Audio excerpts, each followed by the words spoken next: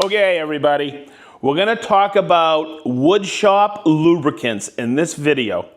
You gotta be careful with them, and I'm gonna show you how and where I use them properly. So the first lubricant I think every shop should have is this. It's made by PB Blaster. It's called Dry Lube with Teflon. And I use this in a variety of areas, okay? But number one is whether it's a new blade, a saw blade, or a new router bit, or I've just cleaned either one. I let them dry thoroughly, okay? And then I take the lubricant and I spray it. This doesn't contain silicone, and I'll show you how to do it. So the first thing you do when it's dry, once again, is you spray it. This doesn't contain any chlorinated solvents. It says it right here, okay? And you're gonna see as I do this, it starts to dry to a haze, and then I'll spray the other side, making sure I get a thorough coat on here. And make sure you let it dry. Okay, you'll see it starting to dry here. I'll let this dry, and you'll see it starts to dry here as well.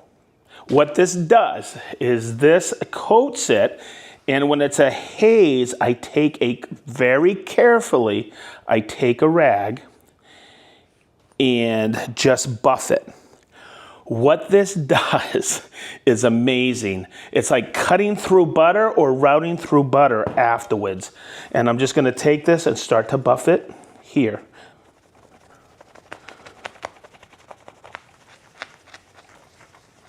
As the can says, it leaves a dry protection on here. Silicone free, very important, but also it's less friction because it has Teflon going through the cut or the route, and it's absolutely amazing. I even use this on my lawnmower now, okay, to spray the bottom of the deck. And guess what? The grass clings less to the bottom. This is amazing stuff. We did a standalone video on this, so I'll probably put the link down below, so check it out. So the next one is so inexpensive, and it seems like it lasts forever. It actually is a hunk of wax. These live in my tool till right here. And where I use it the most is on my hand planes. So if I'm planing something and I have a little hesitation, I just take the wax and I lubricate the bottom here, okay? And it is so smooth, it cuts like butter now. It almost seems like it's on ice skates. This is basic canning wax. I'll have a link below, and it comes in blocks. This was my dad's, and I've used it for a variety of reasons, but what's really neat about it is it comes off in sheets like this, so you can just take a chisel and knock them apart, and you have plenty for a lifetime in your shop with just one box. Just to reduce friction, even in a saw kerf cut, I just take the wax and I'll go like this, and it just is so much smoother.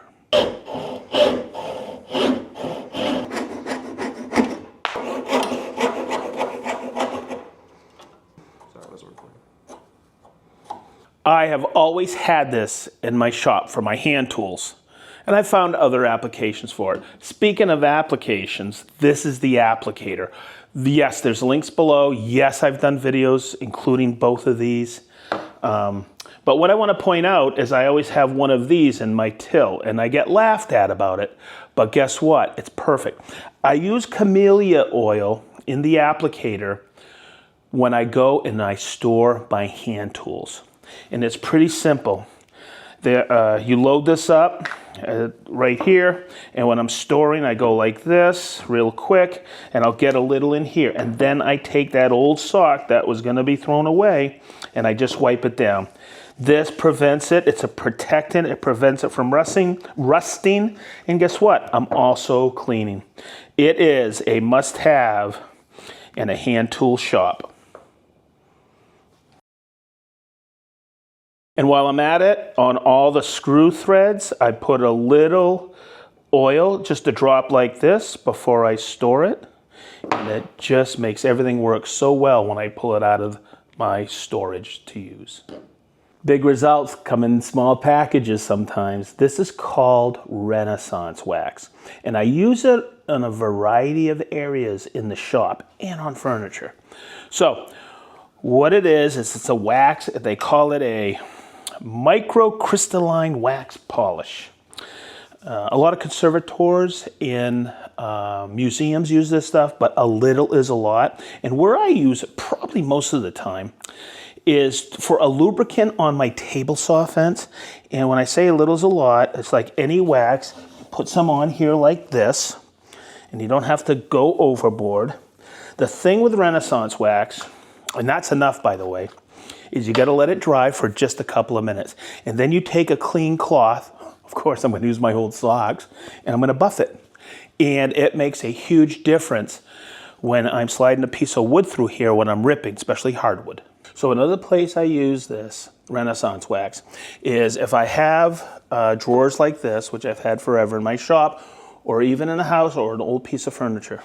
I take a little Renaissance wax, it's very little, and I bring it right here on the bottom, okay? And right here where it runs against wood, and in the front here, and boy, it makes it so much smoother. This stuff is a wonder wax. Okay, one more place I use this wax is on my folding rule joints. And I do this once every 2, 3, 4 years, especially this one, because this is where this lives right here. This is my go-to folding rule. It's aluminum. I bet every one of you in your shop has WD-40, but do you also have PB Blaster? I use both pretty much in the same applications. But recently I got this in a garage sale. This is a Lion miter. I have one that I've restored fairly well and sharpened, but this one, as soon as I got it, it was covered with rust. So what I did is I took my PB Blaster, and this is where I use it most of the time, before you start using either or, make sure your benches are covered up and you got plenty of paper towels. But I will take this and I'll start hitting the gears and some of the rusted stuff like this. I use a very controlled, the PB Blaster I can control now right here with this mechanism so it doesn't go all over. And I just take this and I let it set, and what it does, it's a penetrating lubricant, and it gets in there. What do they call it? A penetrating catalyst, and it gets in there. There's a bunch of, you can live with either one, but I have both, and I'll just like let this sit before I start taking it apart. And boy, it penetrates in there and loosens everything. Don't start taking things apart that are rusted, because you stand a chance of shearing something and breaking them. Get a penetrating catalyst. WD-40, WD stands for water displacement, and 40, it took 40 renditions of this to get it there. This stuff is wicked famous, but this stuff is as well. So either or in your shop is a must. Sometimes when I'm storing things for the winter in the shed, I'll spray them down and rub them down with WD-40. These really penetrate. When I'm working on an old hand plane and I'm starting to restore it, I've had this number 6 forever, but this summer I'm gonna restore it. Before I take it apart, I just start hitting a PB Blaster to loosen threads everywhere I can, and it just makes taking it apart so much easier. And just let it sit, put it off to the side, and you'll be surprised how this penetrates and loosens everything. Wow, you have hung in there. Now you're gonna find the end-all, beat-all tool lubricant. This was brought to my attention about 12 years ago, and I said, oh no, not another lubricant. Oh my goodness, this is amazing. A lot of people will ask, how do I maintain my router rods or my Capex rods, or more so, the domino? Okay, remember with the Renaissance wax, I said a little is a lot? This can I've had for a long time. There'll be a link in the description below, don't worry about it, you can get it on Amazon. But when you feel any hesitation in plunging with your domino, this is such a simple technique. I don't spray the PG 2000 directly on the rods, because remember I said there's a little is a lot? I spray it, that's all it takes. Okay, and then I take it on these rods here, and it not only lubricates it, but my God, I've never had any oxidation on any of these since I started using them. It is one heck of a protectant as well. And it's absolutely, look at, I take all that off, and this just makes it plunge so much smoother. So I'm going to take this now, fold it out. I still have plenty of PG 2000 on here, and watch where I take it. A little's a lot.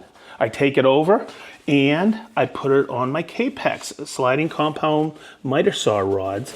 And when people come in here and check out my Capex, they go, my goodness, is that smooth? Well, guess what? I've had this since 2006, and it still slides absolutely perfect. And while I still have some on here, check this out. Have you ever had a situation with your router rods, plunge router rods, where you get oxidation on here? I have been using this for so long and utilizing it. I put it right on my 1400 rods, no oxidation. I've never had it on there, and that is why it plunges so daggone smooth.